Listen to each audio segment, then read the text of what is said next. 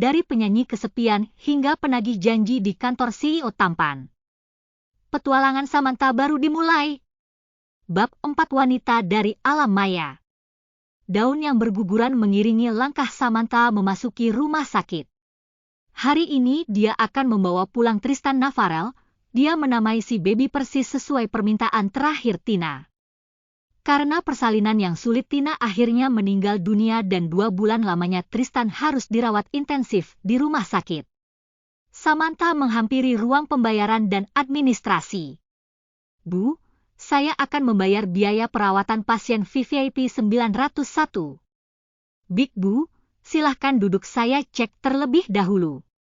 Samantha hanya mengangguk sambil berharap secepatnya dapat diselesaikan, karena sejak dia kehilangan Tina, Samantha selalu merasa susah bernafas jika sudah masuk area rumah sakit.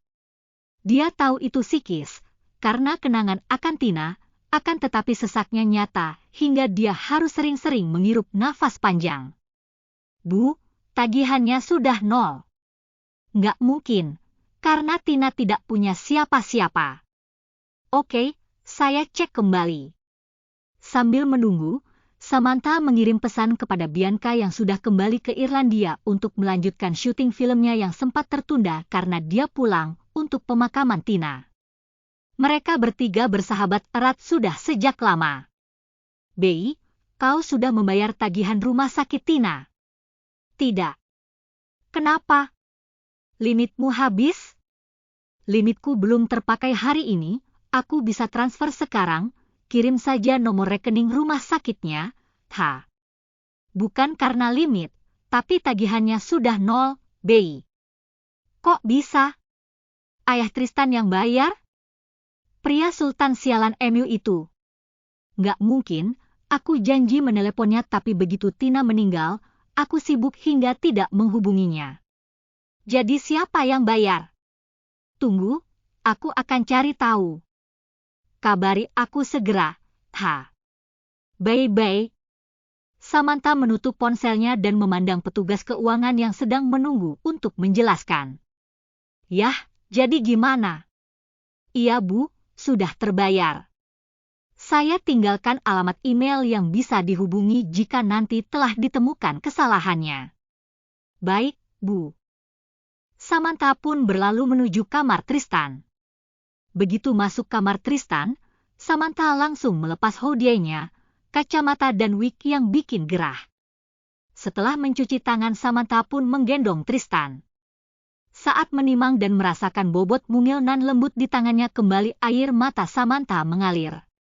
Saat itulah dia berjanji akan menjaga Tristan dengan nyawanya.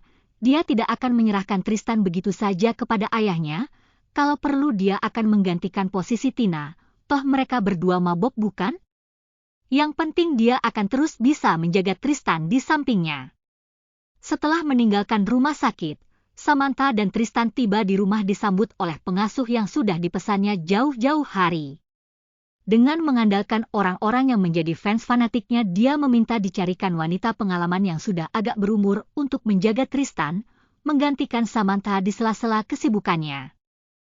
Pagi ini Samantha bangun lebih pagi. Dia mendapat kabar bahwa pria sultan itu sedang berada di Brisbane, kantor pusat PT MSS Global. Jadi Samantha berencana untuk pergi ke Brisbane. Dia sudah bertanya dengan jelas bahwa usia bayi di bawah 1 bulan yang tidak diizinkan terbang kecuali ada izin medis. Usia Tristan sudah 2 bulan lebih, maka Tristan bisa terbang tanpa izin medis khusus. Samantha sudah mengosongkan jadwalnya. Dia harus melaksanakan pesan terakhir sahabatnya. Karena itu dia akan membawa Tristan menemui ayahnya.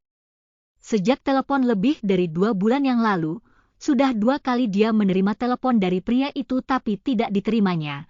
Dia masih merasakan kesedihan jika harus membahas tentang Tina. Melalui orang yang sama dengan yang memberikan nomor pribadi Chase Navarel kepadanya, dia juga mendapatkan alamat di mana dia bisa menemui Chase Navarel. Hampir saja Samantha lupa menggunakan penyamarannya, kacamata tebal dan baju kebesarannya juga wig pirang yang menurut Samantha norak.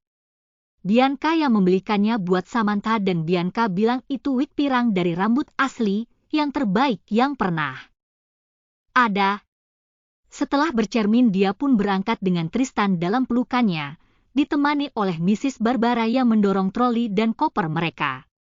Samantha yakin bahkan tanpa wig pun rasanya para pemburu berita akan susah mengenalinya karena dengan adanya Tristan, siapa yang mengira bahwa dia adalah Samantha si gadis penyanyi dengan predikat kesepian seperti judul lagunya, Solitaire, yang begitu terkenal. Sampai di hotel Samantha memberi Tristan susu terlebih dahulu. Menunggu Tristan tertidur barulah Samantha bersiap untuk meninggalkan hotel menuju ke kantor Navarel Group. Mrs. Barbara, tolong jaga Tristan baik-baik, saya usahakan pergi tidak lama tapi kalau ada apa-apa pakai ponsel ini saja. Ini sudah langsung terhubung hanya dengan nomor saya atau nomor Bianca. Pengasuh paruh baya itu mengangguk dengan santun. Memang Samantha tidak memberitahu kepada Mrs. Barbara bahwa sebenarnya Tristan bukan anaknya. Samantha tidak ingin ada kebocoran yang tidak diinginkan. Jadi Mrs. Barbara tahunya Tristan adalah anak Samantha, hanya saja mungkin dia bertanya-tanya dalam hati di mana ayahnya. Untunglah mereka tidak tinggal di dunia timur. Samantha pun meninggalkan rumah dan menuju ke kantor pusat PT MSS Global di gedung Navarel Group. Sampai di lantai 38 Samantha keluar dari lift dan langsung menghampiri petugas yang ada di balik meja. Selamat siang, ada yang bisa saya bantu? Selamat siang, saya mau bertemu dengan Mr. Chase Navarel. Kau salah satu wanita kiriman kakeknya, tanya wanita di balik meja itu. Samantha menggeleng. Kakek siapa? Batin Samantha. Wanita di balik meja itu memandang Samantha dengan tajam, kemudian menunduk menatap buku yang dipegangnya. Dia membolak-balik buku di tangannya. Samantha menyela kegiatan wanita itu yang dianggapnya buang-buang waktu. Aku tidak buat janji sebelumnya. Wanita itu perlahan berdiri dan menarik nafas panjang seakan lega karena ternyata Samantha belum buat janji. Samantha heran, kenapa dia lega? Takut tersaingi? Nggak mungkin pria itu tertarik pada Samantha yang cukup berisi di dada dan pantatnya.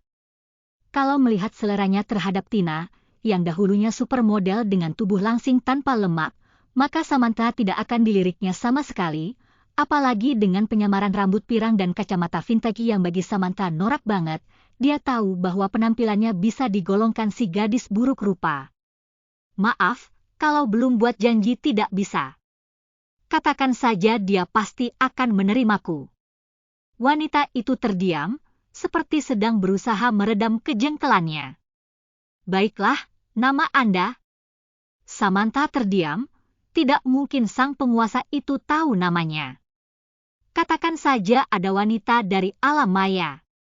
Wanita itu tersenyum lebar sambil menatap Samantha sinis. Aku serius? Katakan, kalau dia menolak aku tidak akan membuat keributan, aku akan pulang dan tidak akan pernah menginjakkan kaki lagi di kantor ini. Judul, bertanggung jawablah, bos arogan. Author, Emariosa, Go Novel.